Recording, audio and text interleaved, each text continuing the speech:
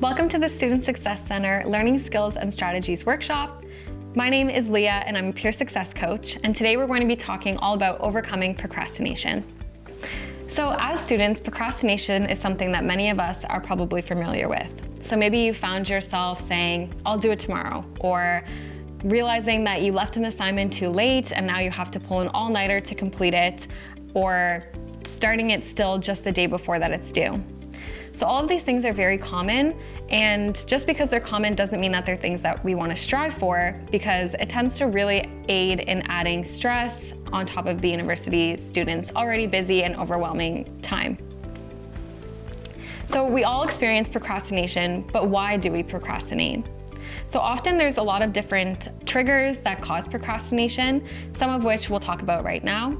So a primary one is the fear of failure. Many of us put off studying for assignments or tests because we feel as though we may not do good on them, and it becomes easier to keep pushing it away to avoid that fear.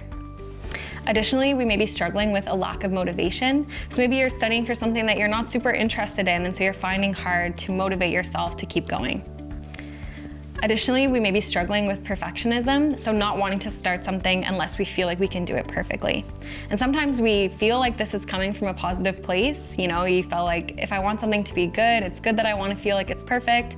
But often as university students, this tends to hinder us more than it helps us because it causes this procrastination cycle. And then finally, procrastination tends to really happen when we're overwhelmed. So as university students, we already have very busy schedules, heavy course loads, extracurriculars, work commitments. And so if we're not able to plan our time appropriately or effectively, we tend to push things off, which creates this cycle of overwhelmingness and continuing to perpetuate the procrastination we're experiencing. So we'll pause now to just have a brief reflection on maybe some obstacles that you feel like you face when you're having trouble to get started. So I know for me, one obstacle that I face is not knowing where to start. So if I'm planning on studying for a large midterm or exam, it feels like there's so much content, especially when I'm in university. So sometimes it can be difficult to know exactly where to start or what I have to do, and this causes me to want to push something off or keep delaying it and perpetuating the procrastination. But luckily, we have lots of solutions to try and address our procrastination habits and to break the cycle that a lot of us tend to fall into. Okay, so we have 3 main strategies that we like to discuss when we're talking about overcoming procrastination. So our first strategy is the Pomodoro technique. So this technique involves working in focused 25-minute intervals, taking short breaks in between each one. So sometimes for me, it's really difficult to think, I have a large midterm that I need to study for. I'm gonna have to study for multiple hours, and that becomes to feel really overwhelming because it's such a large portion of time. However, if I break it down and use my Pomodoro technique, I can say 25 minutes at a time, I will focus to dedicated studying here, and it allows me to feel like I can break things down into more manageable chunks. All right, and our second strategy is the 5-minute rule. And this really helps us when we just need to get started and we're feeling stuck, we just need to get the ball rolling a little bit. So what we do in this strategy is just to take 5 minutes and commit that to starting our task in any way. So for those 5 minutes, all we have to do is put our smartphone down, put any distractions away and out of sight, and just take that 5 minutes to get started. And often you can say you'll stop afterwards, but what you'll really tend to feel is that you want to keep going. And this just really helps us to start getting our mind working and start getting out of that cycle. Okay, so our final strategy that we like to talk about is task prioritization. So sometimes when we have a lot of things that we need to do, it can be really difficult to separate out which one needs to be done first and kind of give us a sense of where we need to start. So we like to use a tool such as the Eisenhower matrix to sort all of our tasks based on urgency and importance. So the Eisenhower decision matrix splits things up into a table where we look at urgent versus non-urgent tasks, as well as important versus non-important tasks.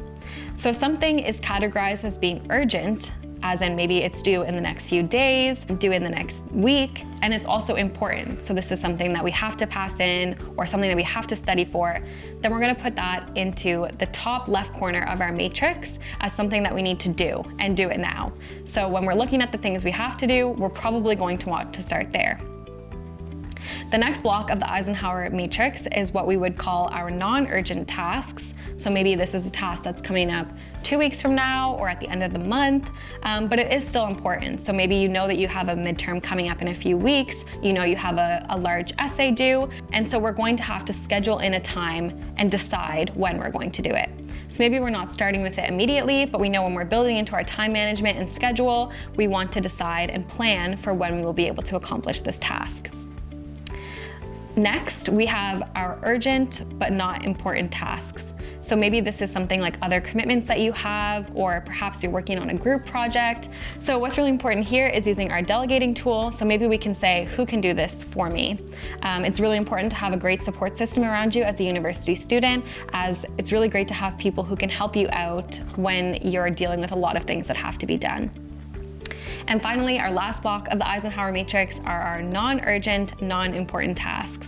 So unfortunately, sometimes there's things that maybe we want to do, but they definitely don't need to be done now, and they're not important given our situation. So sometimes we have to delete these tasks and say, unfortunately, I can't do this right now. And so we'll put those into our delete category. But the Eisenhower matrix is a really great way to just kind of starting to plan out the things that you need to do, prioritizing what absolutely needs to be done, what needs to be done eventually, what needs to be delegated to someone else, and then also those tasks that we just have to delete for right now.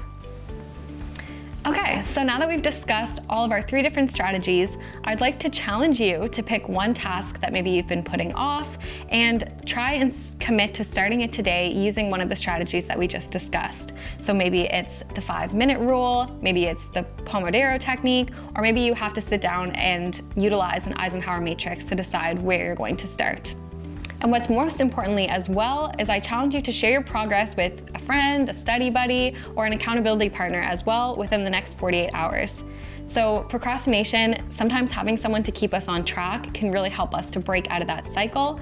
And it's really great to access your peer coaches for this, because that's exactly what we can do for you. Okay, so just to wrap up this session, I know we've talked a lot today about what procrastination is, why does it happen, as well as some tools to address it. But we want to also remember that procrastination tends to really be a response to things like stress, fear, or overwhelmingness. So in order to understand that, you've already begun to break the cycle. But there's some really important tools that we want to keep in mind with the way that we speak to ourselves when we're dealing with procrastination. So firstly, we want to practice self-compassion and treat yourself like you would a friend, being really patient and understanding, not criticizing yourself. It can be really easy to get down on yourself and say, why haven't I started this? Why didn't I start earlier? But unfortunately, that will never help you to break out of the cycle. It will likely just keep allowing you to push things off. So we want to treat ourselves kindly and effectively so that we can continue to keep working. Additionally, we want to take care of our health, so prioritizing our physical and mental well-being, because we know that this is fundamental to productivity. So we can't run on an empty tank, and we absolutely cannot break out of the procrastination cycle if we're not looking after ourselves. And finally, we want to aim for consistency and not perfection. So we've learned today, progress isn't always perfect, and that the real goal is consistent effort, not perfection. It's important to take breaks when you need them and celebrate those small wins, such as checking things off of your to-do list. And you also want to know that you are capable of completing things in your own time, especially if you're able to access these tools that we discussed about today. So be kind to your mind and know that you'll find success in time that becomes more sustainable and enjoyable. Progress isn't always perfect, but it's every step forward that counts, and every step forward will get you closer to your goals. So with that, we'll end our session here today. If you want to talk more about procrastination, you want to get some help with accountability or working on these strategies for yourself, please come meet with us, your peer success coaches at the Student Success Center. That's exactly what we're here to help you with. We've all experienced this, so we know that it's something that can be overcome, especially if you're accessing your tools and resources. So with that, thank you for listening, and I'll see you in the next session.